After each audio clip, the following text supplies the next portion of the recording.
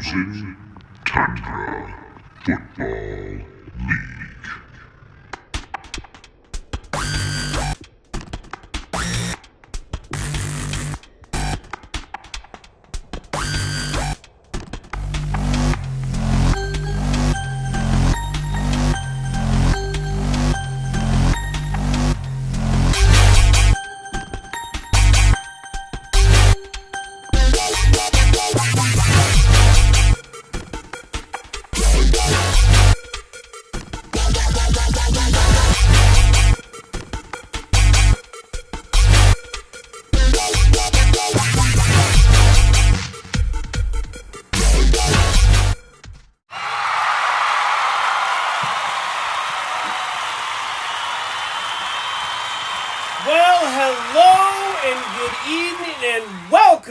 To the longest running weekly episodic update show here in the FTFL. Welcome to the FTFL Weekly Update. It is I, Brett, host of the show, owner of the Hulkamaniacs, and I have proof that I am your king as we now look to put a bow on the 2019 FTFL season. The 20th season now in the books, and there will not be the first ever four-time league champ. That is because Andy, after having to sit and listen to Hagen run his mouth multiple times during last week's holiday extravaganza, put his foot down and, let's be real honest, jumped on Lamar Jackson's back and rode him all the way to victory. Andy now joins part of the club that includes the two-time Fantasy Bowl winners. However, he is not part of what I would like to consider most likely the most elite club when it comes to Fantasy Bowls. We'll get to that a little bit later. Now, Sid, also in defeat, tried to denounce his GM of the decade. Now, when I came upon the update last week, of course, the two knuckleheads were sitting right here in my chair. And Markser had proclaimed himself the GM of the 2000s and was handing over that trophy to Sid Hagen for the GM of the 2010s. Now, Sid went on to try to denounce that. I say, nay. When you go to 5 Fantasy Bowls in the decade, that's unmatched. Now, sure, you were 2-3. Actually, sorry, you were 3-2 in those Fantasy Bowls. So, still, even with this loss, still above 500, still 5 Fantasy Bowls. Sid, I say that you are the GM of the decade and not Andy. Now, Andy had, let's be real clear, a very good decade as well, but not as many Fantasy Bowl victories. So I give it to Hagen, and let's be honest, I think that award is kind of dumb anyways. But that's what you get when you let the two knuckleheads open up the show. By the way, I told you I had proof. Alexa, open up my questions. Alexa, open my questions. I can answer any question from your My Questions list. All right, so here we go. What's your question? Who is the king of the FTFL? Well, that's quite simple. The king of the FTFL is as and always will be Brett. Long live the king. Long live the king indeed. It's not Sid. It's not Andy. It is, as, and always will be me. But we can move on from that for now. We'll talk about the third place results. The draft date, of course, is set. It is Saturday, August 29th. And because of the new bylaws laid down at this last year's draft, it will be on location at Andy's house all the way over in Elkhorn, Wisconsin. Pack your night bags. We're going on a road trip. With that, let us get into the Fantasy Bowl itself. Like I said, the holiday extravaganza, Hagen came in guns a-blazing, all sorts of smack talk on what he was going to do to Andy's team, how he was going to defeat Lamar Jackson, how I think no less than 5 times he declared victory. And in the end, it wasn't the 119-43 ass whipping he took all the way back in 2013. But boy, oh boy, it wasn't all that much better. 113.5 for Andy, 68 for the king of the FTFL. Lamar Jackson, again, my goodness gracious. Jeff Markser, you traded him away. You traded away Lamar Jackson. He became we have less than 10 players in league history that have eclipsed the 400-point mark, and Lamar Jackson is now in that company. Alvin Kamara with a huge week, 25 points. You remember way back early in the season, Andy traded for Alvin Kamara, and it really never panned out until it absolutely had to. He has not scored a touchdown since week 3, puts 2 on the board, along with all sorts of other yards. A huge week for him. Michael Thomas, 20 points. It's just an all-out amazing week. If you're going to be in the Fantasy Bowl, that's the kind of production you want to see. If you're Hagen, not so much. Christian McCaffrey, 17.5, finished the season with 314.5 points, which is only good enough for number 2 on the all-time running back list, of course, behind LaDainian Tomlinson's historic 360-point season that he had once upon a time. Devontae Parker recently picked up because Sid didn't really like the players he had on his team, I guess. 14.5. George Kittle, who was part of the infamous trade, who made the top 10 decent nominations of the year. More on that later. 12.5 points for him. With Andy's victory, the North and South now, after 20 seasons, knotted up 10 games apiece. I guess we'll have to do another 20 just to see who the dominant conference is. Again, Sid still, I will say, the GM of the decade, even with this loss. 3-2 in fantasy bowls in the decade. That's pretty amazing. However, he is one of 7 owners who have lost a fantasy bowl. That's right. There are 3 owners in this league that have never lost a fantasy bowl. Let that sink in. Adam Saltmarsh, he's been to 2. He won them both. I have been to 1, and I won that one. Now, Matt has never been, means also, though, he has never lost a fantasy bowl. That's right. Some teams make the fantasy bowl a lot, and that's nice. That's cute. But if you're not going to win, why go? Saltmarsh and I, we get it done when we get there. Insert, I guess, your own joke there. Now, I suppose there was another game we can cover. It was the 3rd place game. It was Adam Saltmarsh, Radioactive Monkeys, coming in at 9-6, taking on the Architect, who, of course, had that epic game in the opening round of the playoffs against Adam Swartz's team, coming in at 6-9. Salty caps a rather amazing season for coming out of the draft listed as the worst team, and it wasn't even close. For starting the season 1-4, to fight all the way back to a 3rd place finish, and lest us not forget the Crystal Pyramid. Bravo, Mr. Saltmarsh. 101.5 to Architects, 83.5. Mark Andrews, 25 points, was the number 2 tight end on the season. Nobody, and I mean nobody, saw that coming. Myles Sanders, of course, was the blunder back in week 2. 18.5 points, ended up having a nice season for himself and the team. Deontay Johnson, 14. Phillip Lindsay, 13. If you're Matt, Kenyan Drake, 29.5 points. Now, Kenyan Drake, remember, started the season in Miami. First 8 weeks of the season, 27 points. The next 8 weeks of the season, 102.5, of course, 60-plus of those coming over the last couple weeks. Had he played him the week prior, he would have beat Andy and been in the Fantasy Bowl. And at that point, could have beat Sid Hagen because Sid only scored 68 points. Boy, oh boy. Woo!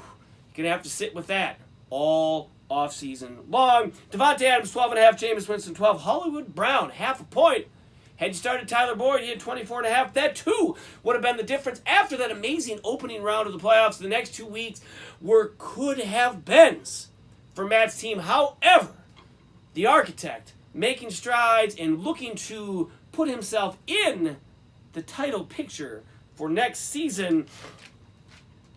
Speaking of next season, before we wrap it up and head that way, we got to do the stud, the dud, and then a look back on the decent nominations from this year. Of course, stud of the week this week, and let's be honest, almost seemingly every week, Lamar Jackson, my goodness gracious. Every year it seems like there's a player that takes the league by storm, and if you're lucky enough to have said player, you win the Fantasy Bowl. Last year, Christian McCaffrey, Sid wins the Fantasy Bowl. This year, Christian McCaffrey also comes back and dominates. However, Sid couldn't quite seal the deal, or as he would put it, turn it up. Dud of the week on Sid's team, Dak Prescott. Sid's quarterback carousel as the season wound down was really something. Really, Sid's lineup in general was just a bunch of plug and chugs as he came down the list. Went back to the man who he claimed was amazing and, of course, helped him some of his early success, Dak Prescott. 4 points this week. Dak only had 3 weeks in the entire season of single points. They were all 4 points apiece. The next lowest one was 12. I mean, he had a stellar season but couldn't come through when Sid needed him the most. Now, just for reference purposes, unless I guess also for, I shouldn't say just for, but then also for us to look back and think about some of the silly things that happened. I will say this year, there were a couple weeks where there was not a decent nomination. I just didn't feel that anyone had really put themselves in a situation to be nominated. However, I have come up with the top 10 and a couple honorable mentions for the 2019 season, and I read, first off, honorable mention, John's in-season 5-game losing streak. When that started, he was 4-3 and in the driver's seat. Came out of it 4-8 and basically played his way out of the playoffs. However, of course, he was in it the final week of the season. He did beat me, the Hulkamaniacs, not the Hulkacraps, John. Get it right, your gift is in the mail. However, that 5 games in a row was killer at the worst time possible. Other honorable mention, of course, Salty's mismanagement, which led to a week 2 rookie keeper annulment. Myles Sanders had to play because he didn't have enough players on his roster or players that could actually play. Did go on to provide benefits to Salt Marsh, however, at the time was a blunder. All right, done with honorable mentions. Here we go. Number 10, Sid and Jeff's kicker trade. In the past, of course, we documented in the FTFL history segment that they had been involved in a defense trade, not to, be outdone by themselves. A kicker trade, Will Lutz, and a third for George Kittle. Of course, it was for the third, but you threw in a kicker, thus making it decent, somewhat worthy. Number 9, my team started off 0-4 and basically ended up in the tank way before we had a shot. Now, of course, I did managed to scrape 4 wins over the next 9 weeks, a better rate than I was picking them up early, but still, the tone was set, and the season was really, at that point, a loss. Number 8, Matt played a kicker who was out, and that happened in week 1. That's right. First week of the season, let's get off on the right foot, and I'll submit a kicker. Now, there were some weird things this year, and of course, that floating deadline, which we'll talk about next year at the draft at Andy's house, Saturday, August 29th. Swart, don't plan anything except for that. 29th of August, Andy's house, Elkhorn, Wisconsin. All right, but really, for Matt's team, that was about it. In the past, we have seen a lot from Matt that has made this list this year, and again, it shows in the playoffs, in the semifinals, playing in a money game. The architect is definitely looking up. Number 7, Sid rostering 4 tight ends. What the hell? 4 tight ends. Why do you need unless of course you're going to flex a tight end, which is always a possibility. But when you find yourself needing extra roster spots and 4 of them are being logged up by a tight end, come on, man. Come on. Number 6, me picking up and dropping Malcolm Brown in the span of 2 days. That's right. Didn't even make it through the games played before he was gone. Funny, at the time, I thought more time had passed in between those, that acquisition and departure, whatever you want to call it. However, looking back, it was just, 48 hours.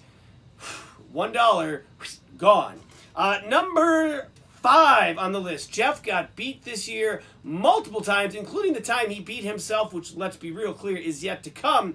However, one of those defeats was to the tune of 85.5 points. Now, of course, Eric last year got beat by 90. 90 points. 85.5 was a heck of a second place with that. So, Jeff, you show up at number 5 on this list. Number 4, Deesum's team went through a stretch this season where they were brutal.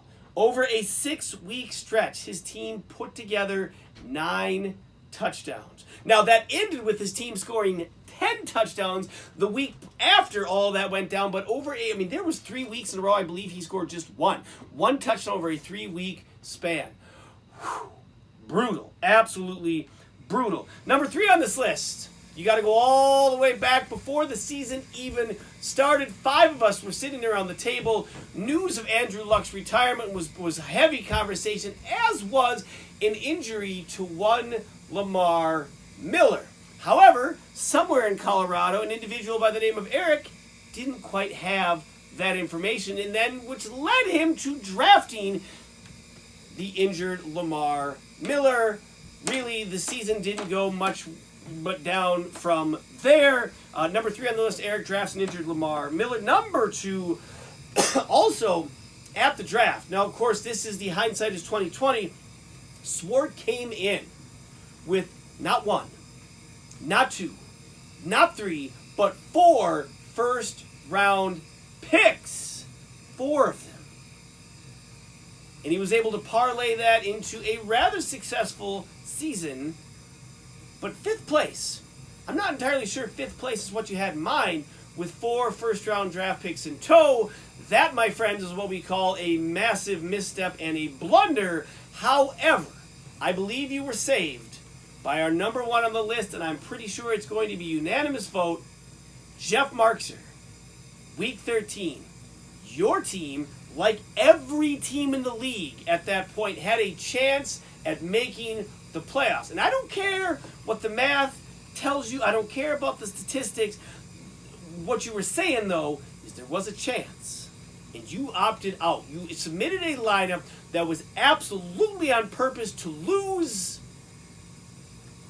And lose you did, thus giving Sid the division, making Salty play in the first round. All of it just flipped the league upside down. It will be talked about. I don't know exactly how we address that outside of, again, just a gentleman's agreement of everyone shall play with the utmost of integrity.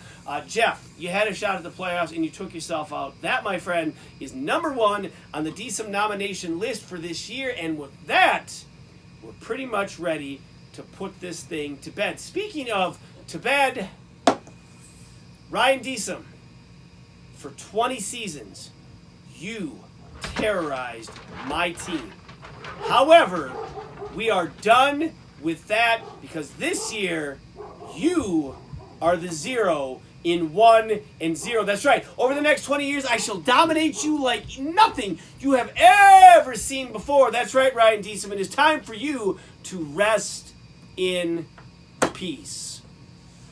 Don't forget, Saturday, August 29th, Andy's House, Elkhorn, Wisconsin, the FTFL Draft Circa 2020. Man, oh man, thanks for an amazing season. Thanks for watching. Thanks for all the fun times and the laughs. I hope you've enjoyed it as much as I have. Until then, peace! Semifinals to cover now before we get to the big dance preview. First game, the Mixing Cocktails coming in 11-2, taking on the Architect, who, by the way, 3 of his final 4 games. Rest in peace.